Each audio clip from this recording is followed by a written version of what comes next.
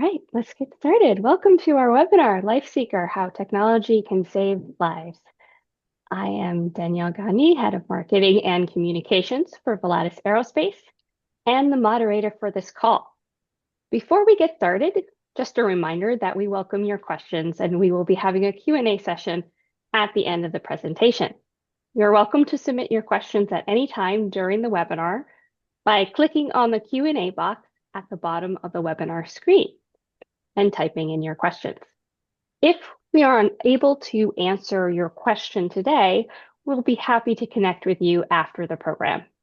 This presentation will be recorded and made available to everyone via email within 24 hours.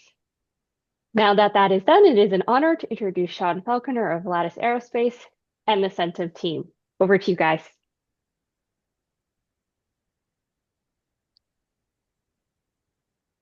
Thank you, Daniel. Well, first of all, thank you everyone for attending this webinar. My name is Maria Freire.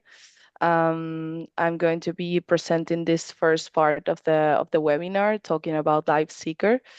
And then my colleague Iria will follow me with some more technical information. I'm going to start by sharing my screen, and I think Sean will like to say a few words about Volatus first. So I'm going to share the screen.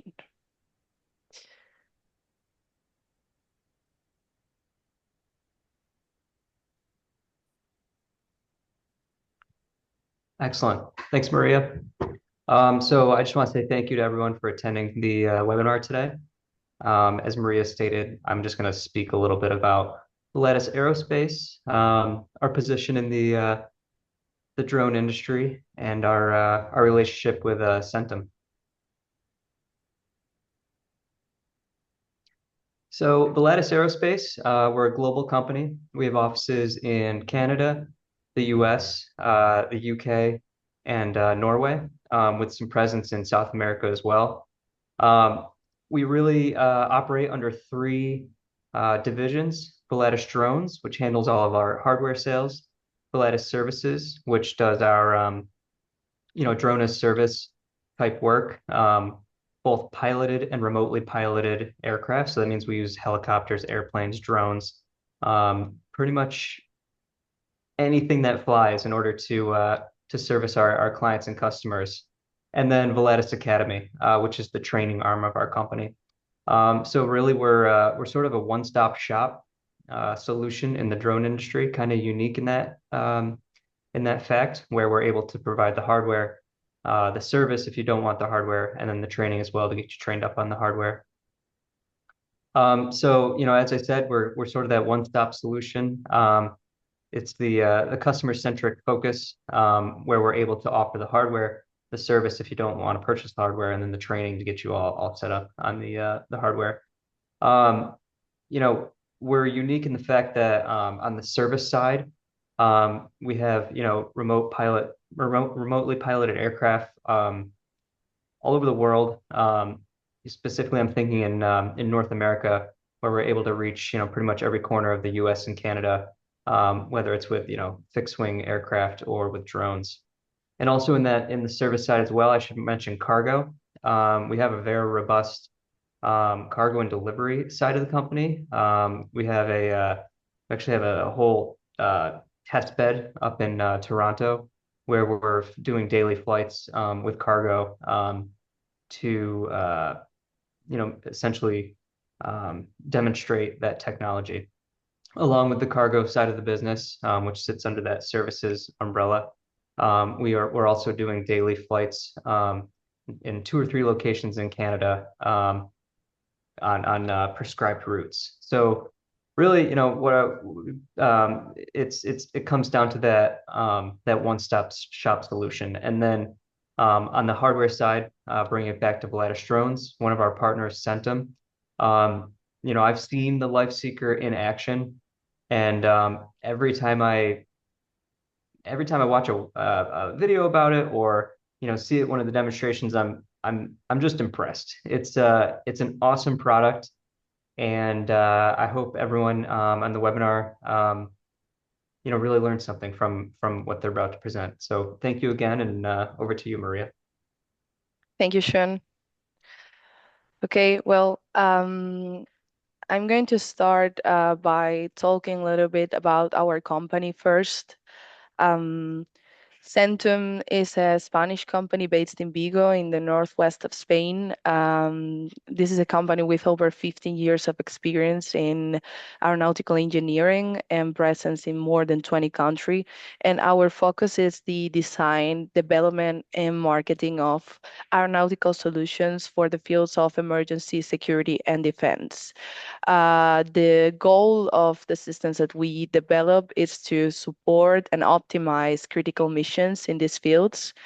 And we are focused on areas of expertise like software-defined radio, communications, information security, avionics, geolocation, signal intelligence, and remote sensing. So this would be our core of expertise from where our products stem.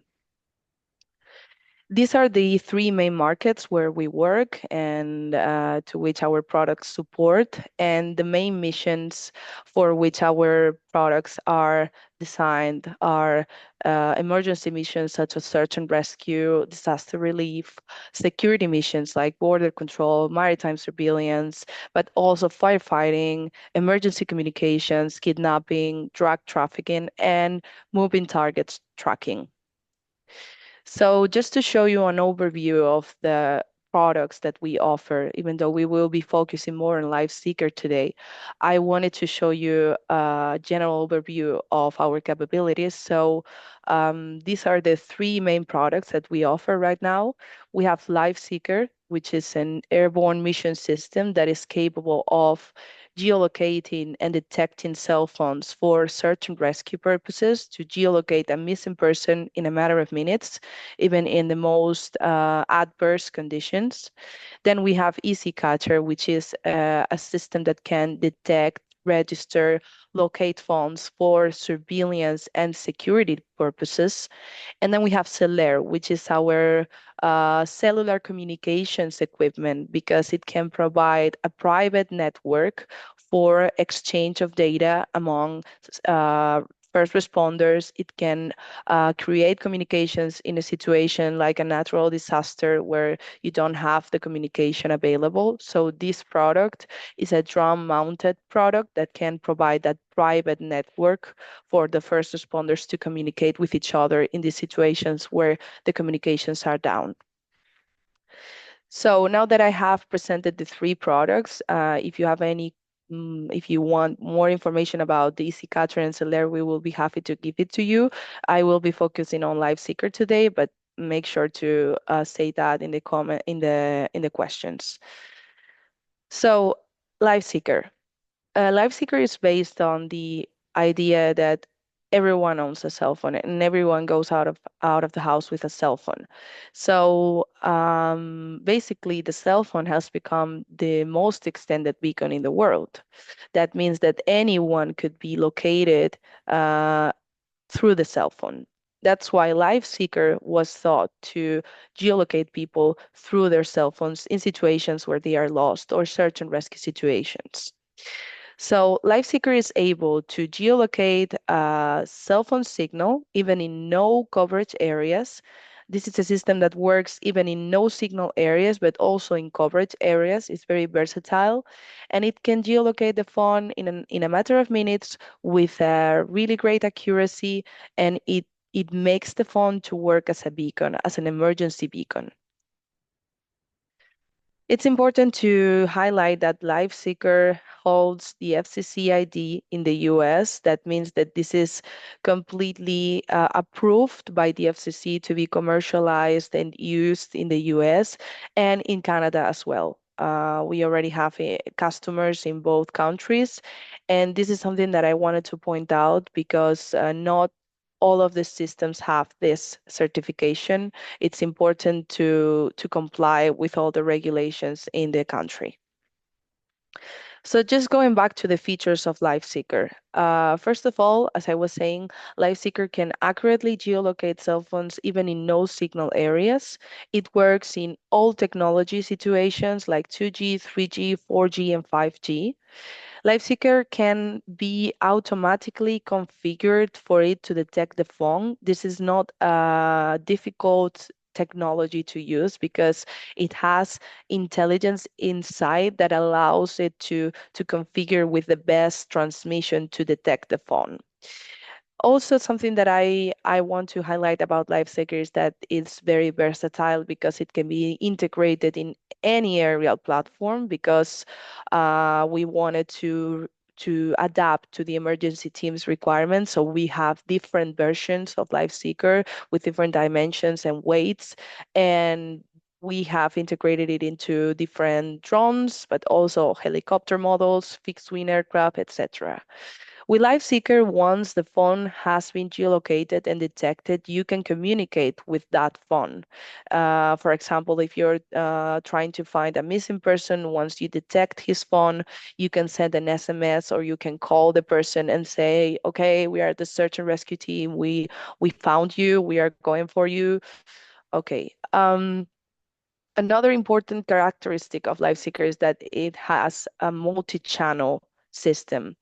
This means that LifeSeeker has the capability to detect phones faster because it increases the probability of mission success. And also, I would like to point out that LifeSeeker has a very user-friendly interface since most of our customers are emergency response agencies. We wanted the LifeSeeker interface to be easy to use, easy to operate, and really intuitive. So you will see later how it is because we will show a video of a real mission with LifeSeeker. This is not just something I'm showing in the presentation because we have customers in 23 countries. We currently have more than 40 end users. We are a European company, so we started having our first customers in Europe, but now we are expanding. We already have customers in Canada, in the US. We have customers in Asia, in Australia. So we are a global company with customers everywhere, operating LifeSeeker both in helicopters, fixed wing aircraft, and drones. And just to show you an example, these are some of our end users. We have very different kinds of them, from Air Force, like the Royal Canadian Air Force, to search and rescue organizations, for example, Flight for Life Colorado in the US, or to Bear Air Rescue. We also have Teton County Search and Rescue. The Florida State Guard has recently purchased LifeSeeker. And yeah, let's say that we have air forces, police agencies, search and rescue teams, voluntary agencies. All of these agencies are using LifeSeeker both in drones, in helicopters, in fixed wing aircraft, and using it to geolocate missing people. As I was saying before, we have three different models that adapt to the customer's specific requirements and the platform's requirements. We have the LifeSeeker Mini, which is our model designed for drones, for UAVs. This sensor is very light. It's less than 2 pounds of weight, and it can be integrated into any drone that can lift the weight. In the picture, you can see it installed in a DJI M300. We have an installation kit for this specific drone, so it's really easy to mount and unmount. Then we have the middle version, which is the SAR. This is our mid-range version, specifically designed for helicopters, and the SAR XL, which would be our long-range version. This one is designed for fixed-wing aircraft, although it can also be mounted on helicopters, and it can reach higher ranges. I think it's around 31 miles has reached.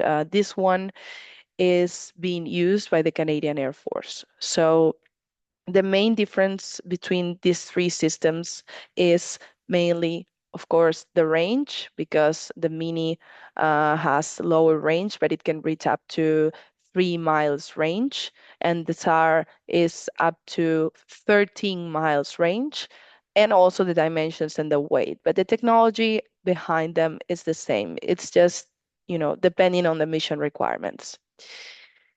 This is the aspect of the systems. As you can see, the Mini is the smallest one, the lightest one, as it is designed for UAVs. I will be focusing on the Mini for this webinar, but if you have any questions about the bigger systems, I will be happy to answer them after the presentation. So, as I was saying, this system is less than 2 pounds. It has been installed in several types of UAVs. It needs 2 antennas to work that can be attached to the UAVs, to the UAV. And this is an example of one of the integrations that we did with a FLIR Sky Ranger drone. It's important to point out that the Lifeseeker interface, which is a web-based interface, you will see later in the simulation in the video, it can be integrated with the helicopter or the drone's mission system. Okay, we have an API to make that happen, and we have a team, an integration team that can support that process. So we are always happy to support the manufacturers with the integration. Because our main goal is that Lifeseeker is as versatile as possible. So this is an example of how the integration with the interface would look like in a map. To show you some technical aspects of this sensor, the range of the sensor, of course, it will vary depending on the area. The maximum range or the optimal range would be around 3 miles. It will depend on the area where we are performing the mission, but we say urban area, rural area, and no network area. In an urban area, it will be 0.6 miles, then 3 miles in a more remote area. But it depends on different aspects of the mission, for example, the density of phones in the area as well. Then the accuracy is less than 100 feet. The weight is 1.8 pounds, and the power consumption is 36 watts. Now I'm going to show you some integrations with different drones. With the DJI M300, I mentioned before that we have an integration kit. This means that if the customer has a Matrix 300, we can provide this integration kit that comes with all the accessories, antennas, cabling, external data link, because we are using an external data link for this specific drone. And it's very easy to install because you already have all the accessories. It takes like 10 minutes to mount, and it's a very simple integration. The system takes the power from the drone. So for the DJI, we use the DJI's gimbal. In the picture on the left, we are using the dual gimbal of DJI to have the Lifeseeker and the camera, because that's possible as well. And then for other drones like the Sky Mantis and the FLIR, it's also possible to use the drone's internal data link. Okay. We also have integrations with IdeaForge with one of the drones, the Netra B4 Pro by IdeaForge. And for those cases where drones are not available for whatever reason, we also have a backpack solution, which is very convenient for when you don't have a drone available, so you need to perform the mission on the ground. So now I'm going to show you a quick video by the Italian National Firefighters. They are one of our customers. Actually, they are one of our first customers, and now they have more than 15 units of Lifeseeker Mini spread across Italy. I think they have 1 unit per region of Italy, and they have many successful missions with this technology. Actually, we are always coming across news of successful missions performed with Lifeseeker in the Italian press. So I'm going to show you a testimonial by them. about using Lifeseeker. Il mio nome è Onofrio Lorusso e sono il funzionario responsabile del servizio droni del Corpo Nazionale dei Vigili del Fuoco. Il Corpo Nazionale dei Vigili del Fuoco assicura il soccorso tecnico urgente su tutto il territorio italiano, quindi compreso anche le operazioni di ricerca e soccorso finalizzate alla salvaguardia della vita umana. Il Lifeseeker è un sensore che imbarchiamo sui nostri droni per svolgere al meglio il compito di ricerca delle persone scomparse. Consente di localizzare il dispositivo telefonico funzionante di una persona che è in pericolo di vita e quindi noi lo impieghiamo durante le missioni di ricerca per localizzare il disperso qualora in possesso del telefono. Il Corpo Nazionale dei Vigili del Fuoco svolge numerose missioni di ricerca e soccorso per persone scomparse durante l'anno. In alcune di queste vengono impiegati anche i droni quando c'è l'informazione che la persona scomparsa ha con sé il telefono, allora viene impiegato anche il sistema Lifeseeker.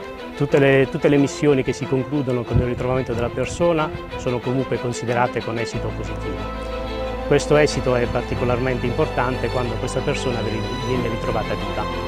Con il sistema Lifeseeker abbiamo avuto la possibilità di trovare alcune persone in vita che erano disperse.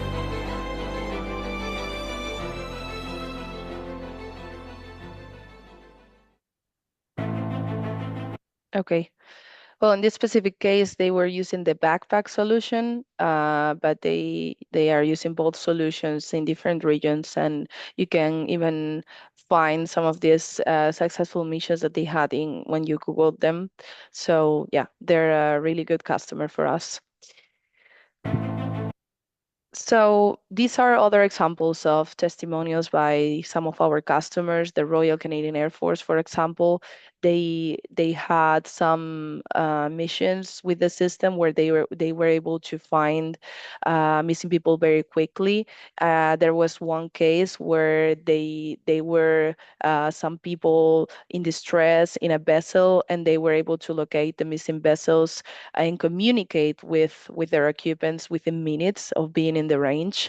So it was really, really quick. They are, of course, using the system in open water, and they're using the XL system, the bigger range system. And well, this is also available in Google. Rega is also one of our customers in Switzerland. This is a search and rescue organization. They have been using Lifeseeker for a long time in their helicopter. And we also wanted to add a customer in the US. This is Colorado Highland Helicopters. They did a search and rescue mission in La Plata Canyon, and they found the rescuers within 2 minutes and 14 seconds. So this is just to prove that with Lifeseeker you maximize the chances of finding the person alive by reducing mission time significantly.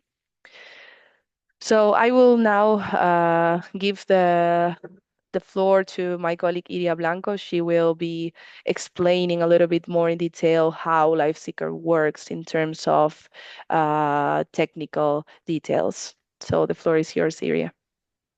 Thank you, Maria. Hello, everyone. Thank you for joining this webinar. And at this point, you are probably wondering how Lifeseeker works. So let's have a look. So I always say that Lifeseeker is like a flying base transceiver station. A base transceiver station are those towers which provide our phones with coverage everywhere, almost everywhere. So when we create a new mission, when we go to a new area, first thing we are going to do is scanning this radio frequency spectrum. We want to scan the network signal of the area because we are going to compete against those big towers. So after we've done that scanning, we are going to deploy 2 cells using different combinations of technologies. In some cases, we are going to deploy 2 cells in 4G. Other cases, such as, for example, as Maria said, when we want to communicate with the phone, we are going to deploy one of the cells in 2G, etc. So this is going to depend on both the scenario and also the target phone.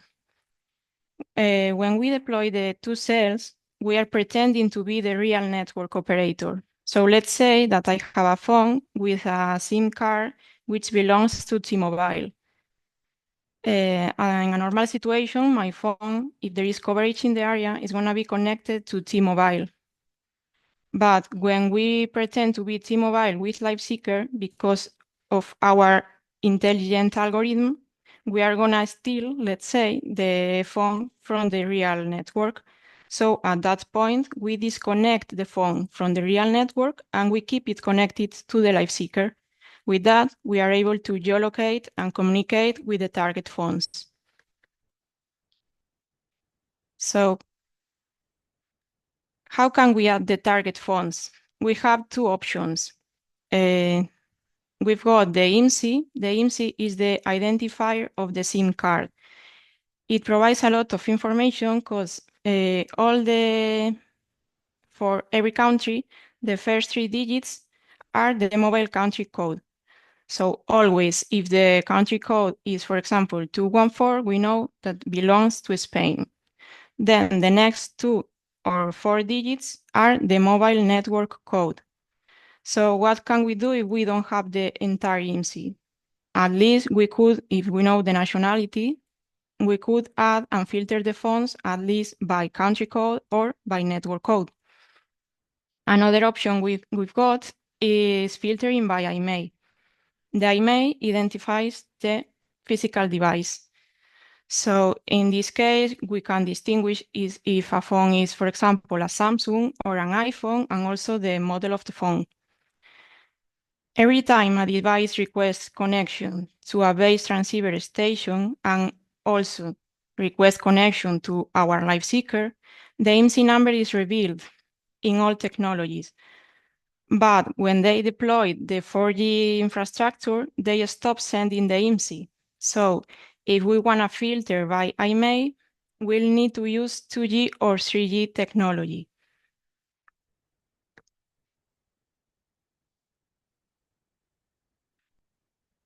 So even though we've got this kind of private data, we also have the option of the privacy package. The privacy package is a software package intended for all civilian rescue forces that need to keep the privacy of the data collected during the missions performed with the LifeSeeker. With this software package, for example, we can hide the IMSI and the IMEI, so they will appear as in this picture, masked, completely masked, so we cannot see any IMSI apart from the target phones. And also, we've got the option of removing all the data from the missions every time we start the system to create a new mission.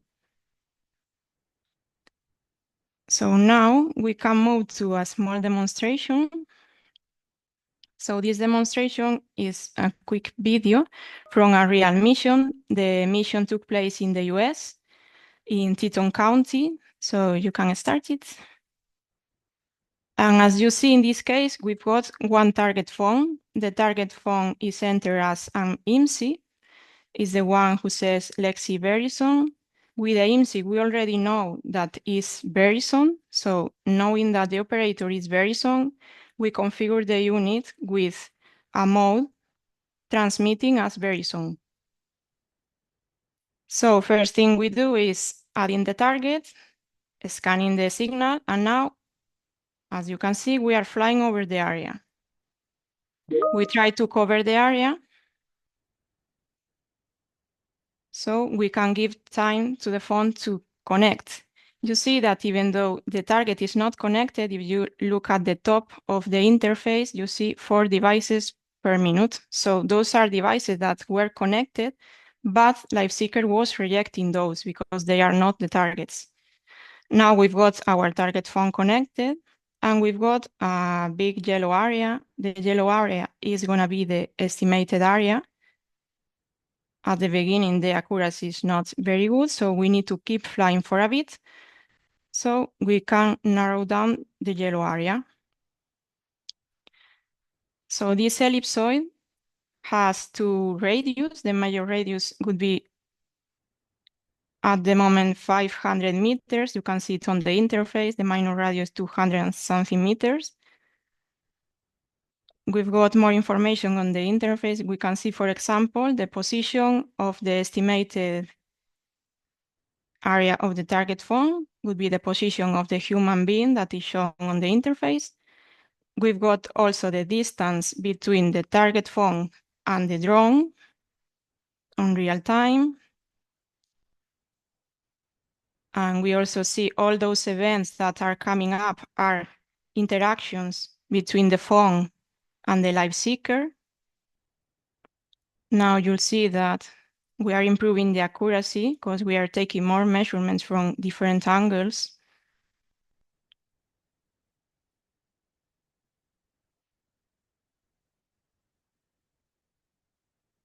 So in this video also, we've got only one target, but we could have 10 targets, 15 targets, or as many targets as we need.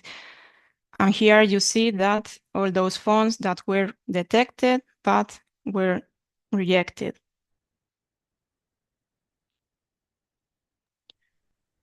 And how long can we fly? Well, depending on the mission and depending on the team, sometimes 100 meters could be enough to find the person with a camera or walking on the ground.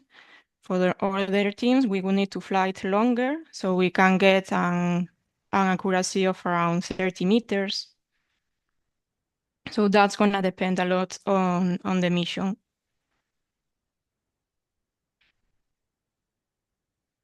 And that's all for now.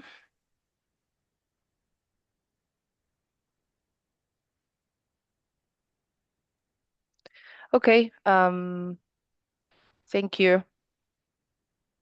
So just as a reminder, if you have any questions, you can put that in the Q&A box. You can find that at the bottom of your screen. We have a couple questions that have already come in, so I will just kind of jump in and get that started. So why do we filter by MSSI and IMEI? Can't we use this phone number?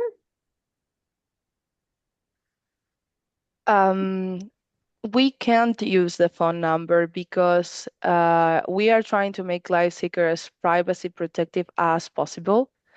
So the IMSI number, this is a number, a code that only cell phone providers have. I mean, it's impossible to link a person's phone or address or whatever with the IMSI number. If law enforcement or search and rescue teams want to look for a person with LifeSeeker, they need to use this number, but they will not be able to link this person with any private information. And also because this code is the code that is transmitted, this IMSI code is the code that is transmitted through the base transceiver stations. That's what you receive. It's not the cell phone number. And oftentimes the person who goes missing might be an elderly person who might have an old mobile phone that doesn't support 4G and 5G. What happens then? Doesn't matter Okay. because, yeah, Iria, you want to go ahead? It's fine. That's what I was showing before, that we can configure the LifeSeeker with different modes. We can adapt it because we need to adapt to all mobile phone generations. So we can transmit with any 2G, 3G, 4G, or 5G non-standalone, so we can catch any kind of phone.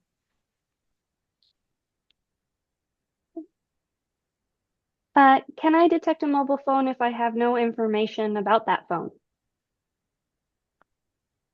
Yes, you can still detect the phone if you don't have any information because we were talking about geolocating a specific person, a specific IMSI number with LifeSeeker, but it's also possible to see and detect all phones in an area. So that will be possible as well. And how fast can the LifeSeeker be installed onto a platform?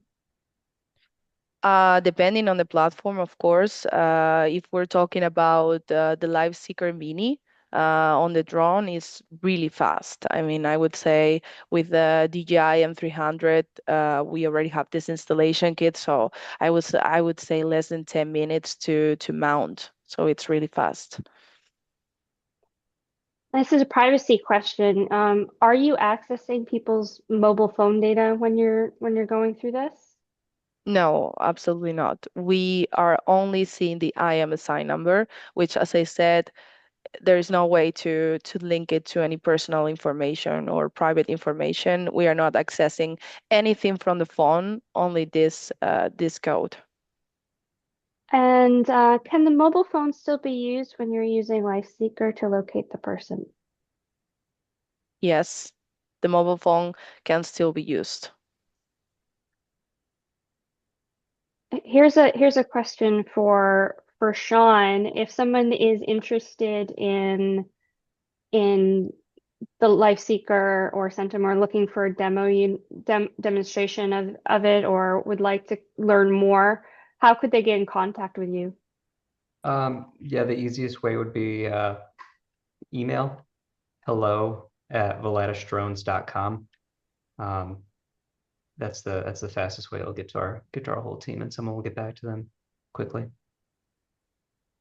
Yeah, I would like to add that we have demo units currently available in the US. So if someone is interested in a demo, reach out to Volatus and we will try to arrange one for you for sure. So we quickly went through all the questions that we had from our audience today. Oh, here's another one. A whole bunch of them just started coming in. We finally got them started. How much power does the Mini drain? What effect does that have on flight times? Excellent question, Chris. Ilya, would you like to answer Yeah. that? Yeah, the average power consumption would be around 24 watts, picking up to 36 watts when we transmit with some modes, 3G, 3G.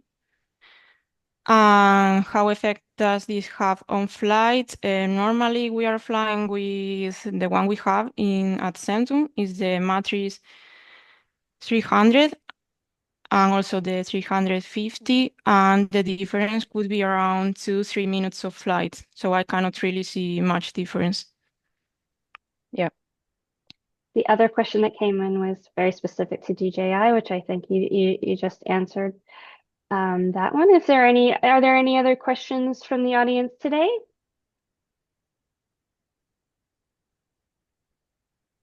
All right.